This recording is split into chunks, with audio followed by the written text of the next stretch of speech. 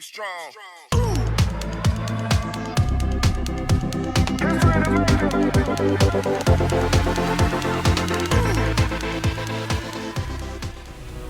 Howdy everyone. Howdy everyone. This is Jim from JimKiDo. Welcome back. So I gotten some feedback on my other series I'm currently doing involving the never surrender scenario.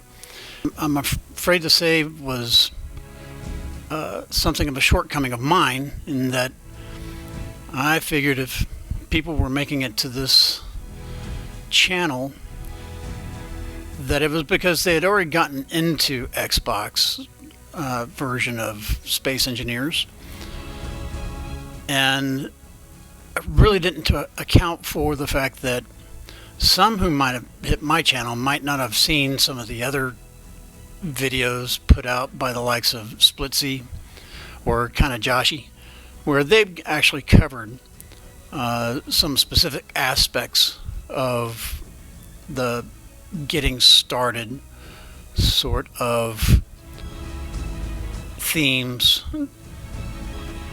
You know, getting someone who's a newbie to the game and getting them up and functional. Now, I believe it was Splitsie who was mentioning that getting when getting into Space Engineers, going through the first scenario known as the first jump is a great place to start, and I completely agree. The first jump's actually a scenario-based mission and tells a story, etc. So, and that totally makes sense. I highly recommend it as well. But immediately after the first jump, I would recommend going through Learning to Survive. Now, there are a number of aspects of mission-based taskings that are involved, but I figure that this is a good spot to start off and get familiar with what's going on inside Space Engineers and why does it function the way it does. So here we're going to get started, and we'll just start straight away with what they come out with, and we'll go over some of the basic pieces involved in how this particular scenario works and how to achieve and successfully pass some of the tasks that get assigned to you. Now let's take a look real quick on options. Oh, those are going to be the same options as ever. Alright, so here we are. We are effectively in an asteroid belt. Now, they don't have the colorings on this asteroid to show you, but well, and actually most of the asteroids won't have colorings like they will on planets and moons. But here, if we break out the hand drill, any moment, yeah, there we go. So down below there, see, this is iron. Makes sense? Looks like iron. It's rusty. No, that's cool. And then in here, we got more iron, and we've got ice. So if you know, when you get into dark spaces, make sure that you hit the right bumper button and then click on the right side directional button, and then I'll get your helmet lights on. So here we are. We've got all this interesting information. Oh, there's gold over there, about 100 meters away. We've got iron right here. We've got ice. Ice is super important, used for a lot of things. Iron is used in most things. And we've got a series of orange indicators showing that these are tasks that await us. Now, if we look over there, we'll see, there is an SPRT military escort. Be careful of anything that's listed in red because obviously there's a danger. And they will most likely be armed. Alright, so here we've got a gravity generator, and you can tell what the gravity is doing here in the HUD down below. You can see an A gravity and a P gravity. P gravity being that's planetary or physical gravity, and the A gravity obviously is artificial gravity. So here we have a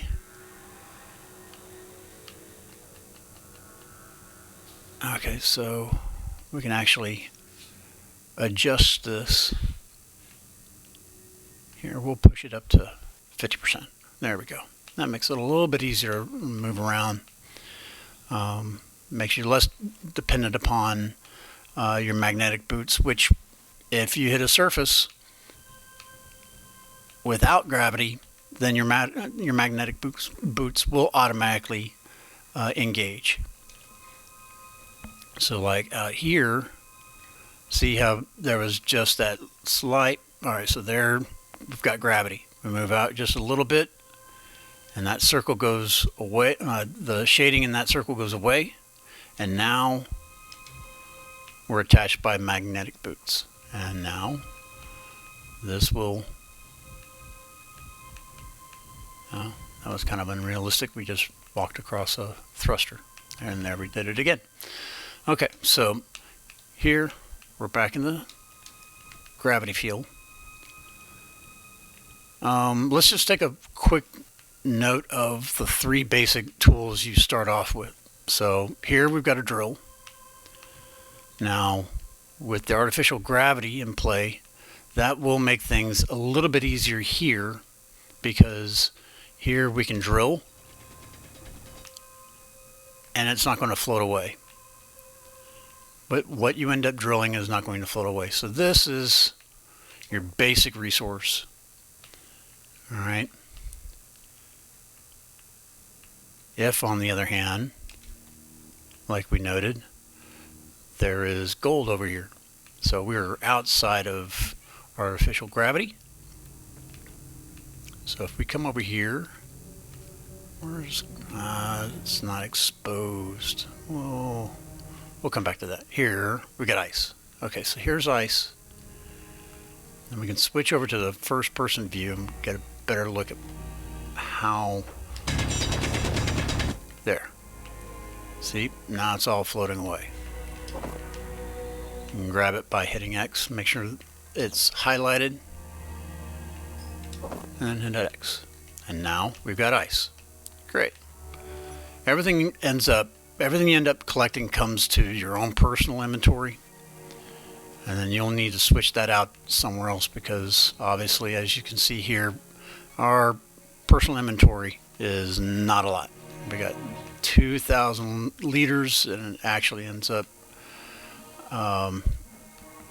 it's a little bit different than actually accounting for something's mass. So you're not actually limited by the mass itself. You're limited by the space that it ends up taking up in your inventory. So what we can do is we'll go ahead and place this here. Now we've already got some components. That's great. So that's the drill. Now here's the welder. Just pull the trigger and it'll activate. And then same thing with the grinder. Alright, so we've got a base here to repair, and then it's got little bits and pieces here to show that we understand what the tasks are. So they've got these little panels to help us engage on the tasks.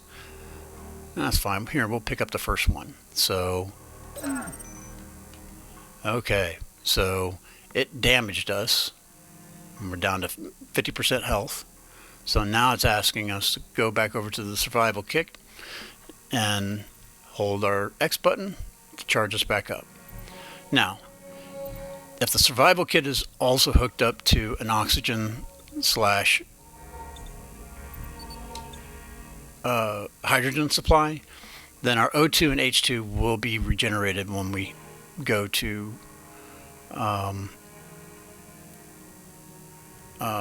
top off our stats through either the survival kit, or later on there is also a medical station that you can utilize.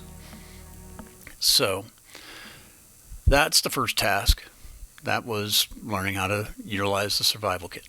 Now we've got this one, so oxygen and hydrogen. So we need that because we're using it up. If you were on a atmospheric planet, you could just open up your helmet and you would actually you don't even have to open up your helmet nowadays. Nowadays they've got it set up so that you can, your oxygen will be replenished if you're in an oxygen enriched environment, whether that's on a ship or if that's on a planet. Now let's start the task here. Okay, so it's saying we need to fix the conveyor connections between the H2 generator and the survival kit, and then add ice to the H2 generator. Well, we've already added ice to the cargo container, so that should end up getting picked up once we fix the conveyor. So the conveyor here is actually broken, and you can tell when a conveyor is broken because the markers here, currently marked yellow, they should be green. Now if they've been turned off, they'll be red. But this just means that they're incomplete. So what we can do, and this is actually the easiest way to do it. So you've got the conveyor tube here.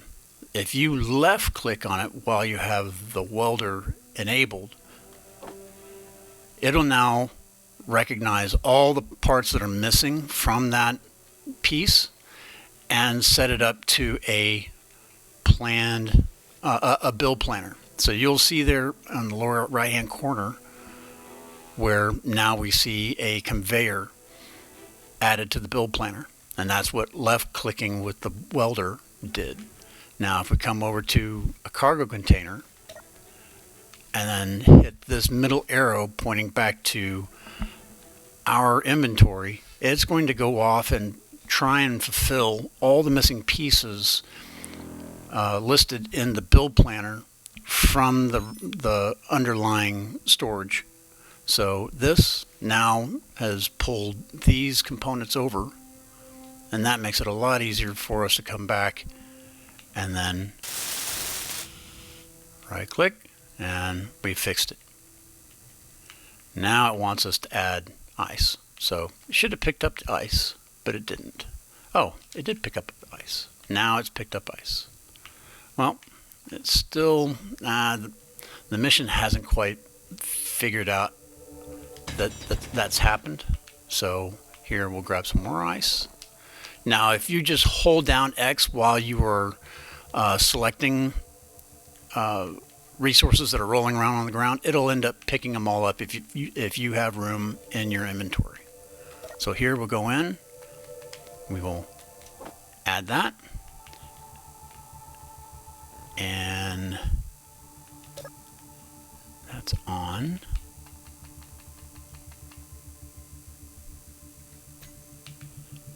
Okay, so replenish your oxygen and hydrogen at the survival kit. Okay, so there we go. Now we've got oxygen and hydrogen coming back, and we've refilled our electricity. So real quick note on electricity.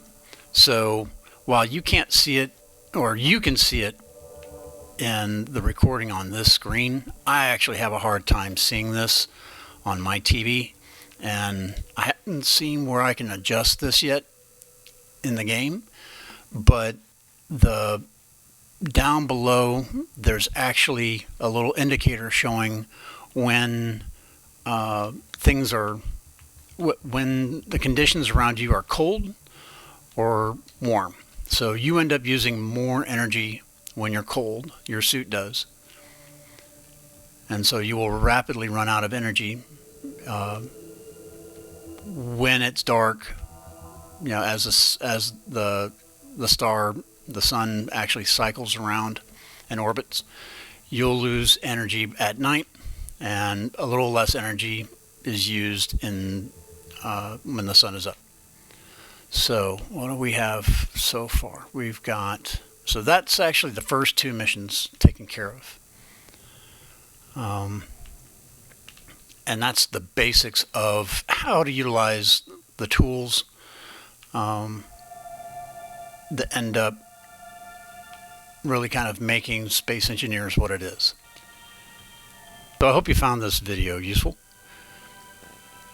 There's still some other details we can get into, and I'll come up with more videos to follow this and create my own Get Started series. So definitely leave comments down below if you've got any questions or anything else that I can cover to help you out. And meanwhile, stay safe.